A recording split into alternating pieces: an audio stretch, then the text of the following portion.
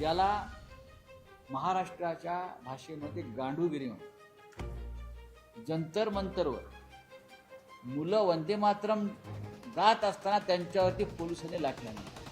हे फक्त ब्रिटिश काळामध्ये होतं. तर हे वंदे मातरम म्हणजे युवा के आवाज, बाकी काय नाही. बेरोजगारी, महागाई, नोकऱ्या, ही युवा के आवाज नाहीये का? अहो, भाजप हा जो आहे हा डरपोक लोकांचा पक्ष आहे. याचवेळी भाजपकडून वंदे मातरम गाण्याचं आयोजन करण्यात आलेलं आहे. पूर्ण वंदे मातरम मग युवा के आवाज म्हणजे काय असतं? हे वंदे मातरम म्हणजे युवा के आवाज, बाकी काय नाही. बेरोजगारी, महागाई, नोकऱ्या, ही युवा के आवाज नाहीये का? वंदे मातरमचा आणि भाजपचा संबंध आला कधी? वंदे मातरमचा आणि भारतीय जनता पक्षाचा अजिबात संबंध नसतो. वंदे मातरमचा आणि काँग्रेसचा संबंध, ज्यांचा स्वातंत्र्य लढ्याशी संबंध नाही त्यांनी वंदे मातरमची उठाठेव करू नये या मताचा मी आहे. वंदे मातरम 1932 साली ज्या स्वरूपात घटना समितीने सुद्धा स्वीकारले, त्यानंतर आणि आधी काँग्रेस वर्किंग कमिटीवर नेताजी सुभाषचंद्र बोस, सरदार वल्लभभाई पटेल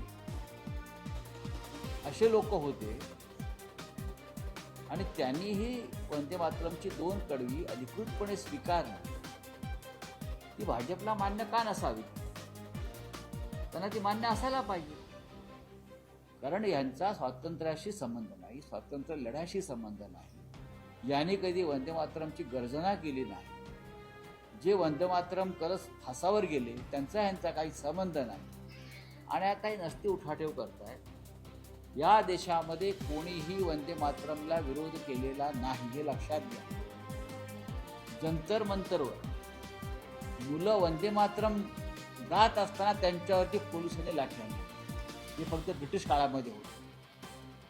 जंतर मंतरवर मुलींचे घोळके वंदे मातरम गात होते आणि पोलिसांनी येऊन त्यांना लाठ्या मारल्या, त्यांच्यावर पॅलेट गन चालवल्या आणि हे आता पुण्यामध्ये वंदे मातरम गात. यांच्या बापदाद्यांचा एक तरी कोणी वंदे मातरम गात फासावर गेलाय का? कशालाही ढोंग करताय.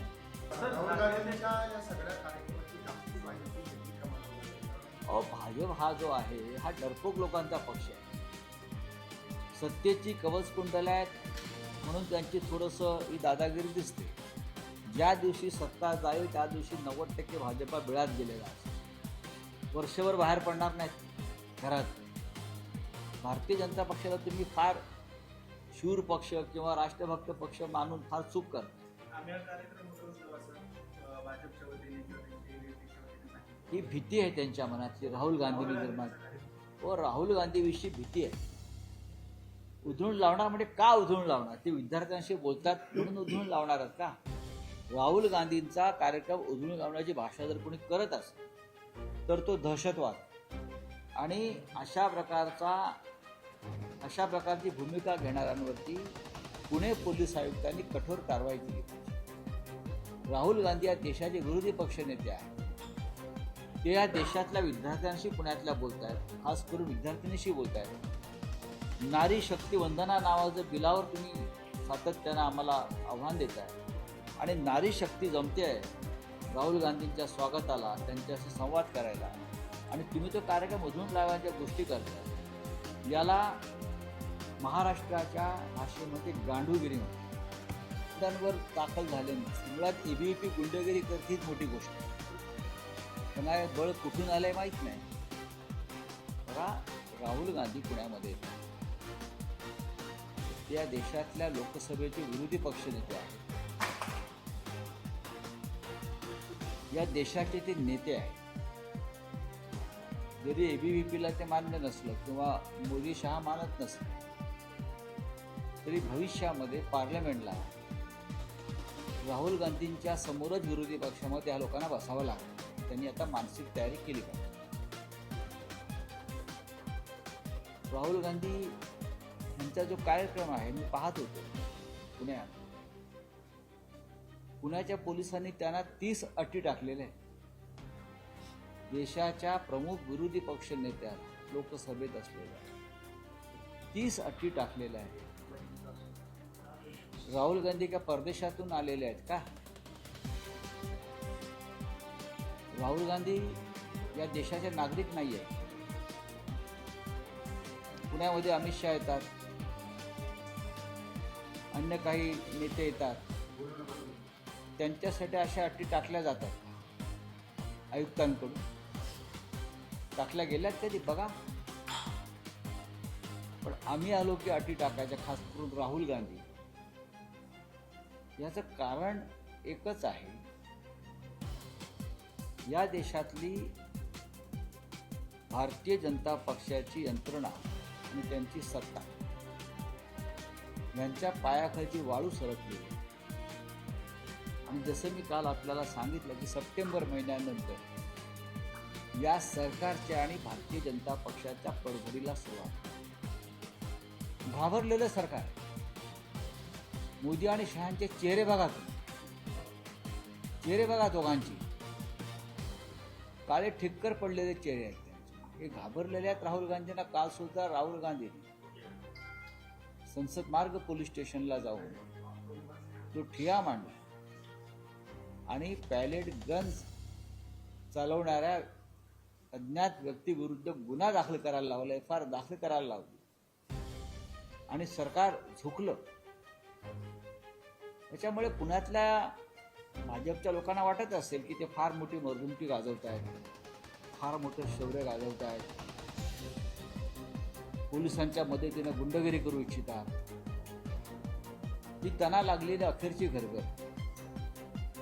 ही गुंडगिरी भविष्यामध्ये मोडून काढली जाईल, हे मी तुम्हाला आता सांगतो.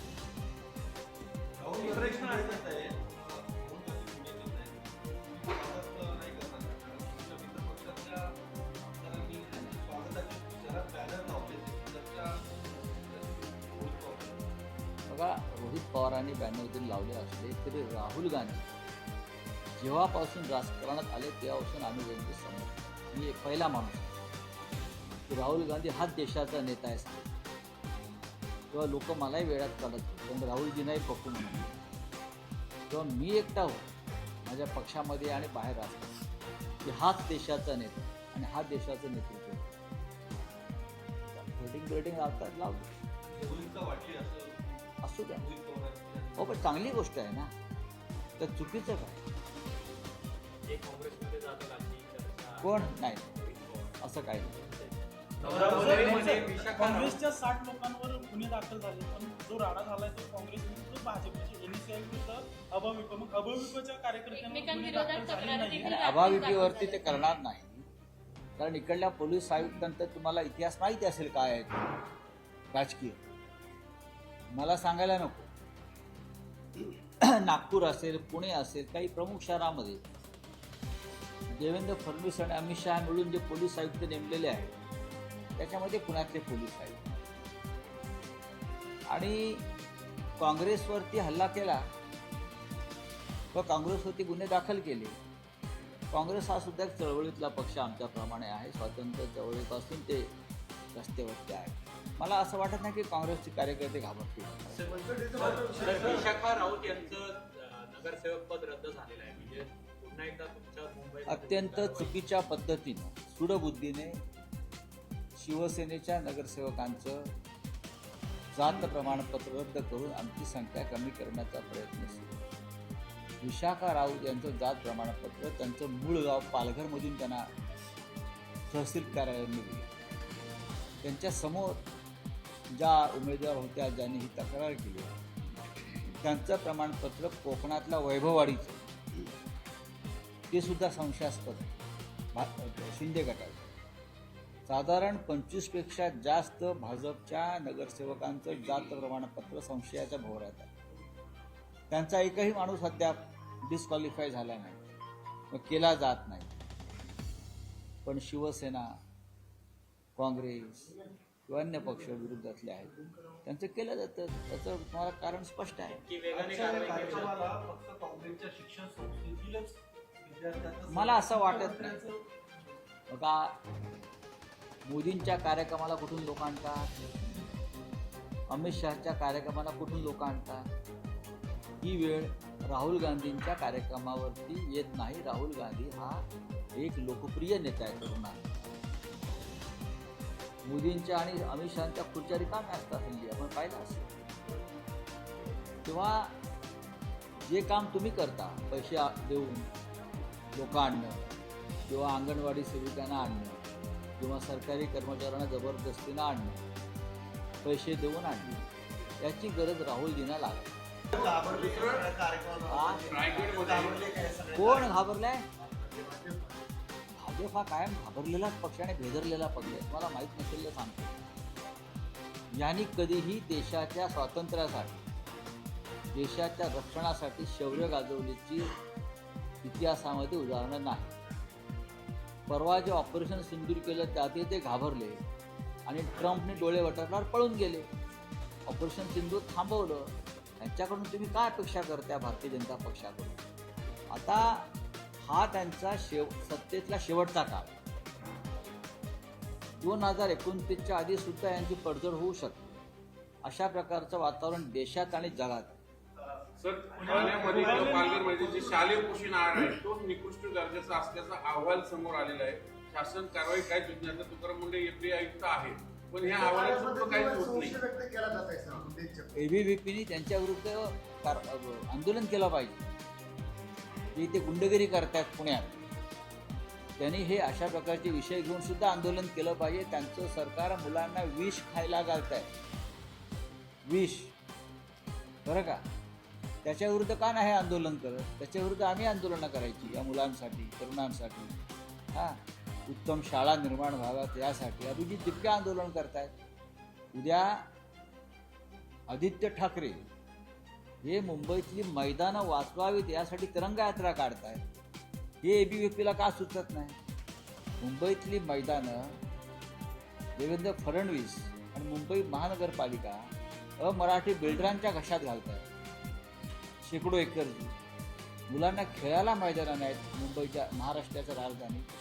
उद्या तिरंगा यात्रा त्यासाठी काढली जाते आदित्यजींच्या नेतृत्वात.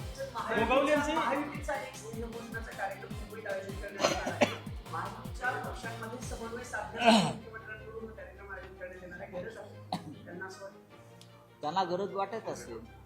नगरपालिकेमध्ये कोथरूड मतदारसंघाचा ऑडिट केला, ऑडिट करण्याची मागणी केली आहे राष्ट्रवादीच्या नगरसेवकांनी, म्हणून त्यांचा निधी शून्य करण्यात आला आहे. चंद्रकांत पाटलांच्या कामाचं वाईट मी ते वाचलं. मला वाटतं अमोल बलकवडे पालवडकर त्यांचा 10-12 कोटीचा निधी आणि अजून पुन्हा या सुनेत्रा वहिनींचे नगरसेवकांचा निधी त्या लोकांनी रोखला. त्याच्यावर सुनेत्रा वहिनींनी बोललं पाहिजे ना. सरकारमध्ये कोण बसला? सरकारमध्ये ज्या उपमुख्यमंत्री आहेत आणि त्यांच्या पुणे जिल्ह्यामध्ये जिथून ते नेतृत्व करतात त्या पुणे जिल्ह्यातून जर तुमच्या 2 नगरसेवकांचा निधी थांबवला असेल तर कधीतरी या विषयावर उपमुख्यमंत्री म्हणून त्यांनी बोललं पाहिजे. अजितदादांचा वारसा आपण सांगता, ज्या बोलत नसतील तर पार्थ पवारांनी बोलला पाहिजे. आपण राज्यसभेचे खासदार आहात आपल्या पक्षाचे, आपण नेते आहात तरुणांचे आपल्या पक्षाचे. तुम्ही किती काळ भारतीय जनता पक्षाच्या पालख्या वाहत राहणार आहात? दादा स्वतः भारतीय जनता पक्षाला सोडण्याच्या तयारीमध्ये मानसिकतेमध्ये असताना दुर्दैवाने त्यांचा अपघात. चला, बोललं पाहिजे ते का बोलत नाही? त्यांचे काही दबाव वाटतोय की नक्कीच. काँग्रेसने आरोप केला मग तो खरं म्हणायचं? बघा, दबाव प्रत्येकावर आहे. शिवसेना आणि काँग्रेस पक्ष सोडून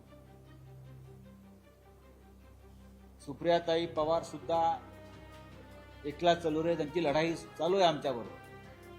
पण आता ते दबावाखाली आहेत कोण? सुप्रियाताई? नाही, मला वाटत ना सुप्रियाताई पवार कोणत्या दबावाखाली आहे. सुप्रियाताई पवार या महाविकास आघाडीच्या महत्त्वाच्या नेते आहेत. आमच्याबरोबर काय आहे, रोहित पवार आहे, जयंतराव पाटील आहे.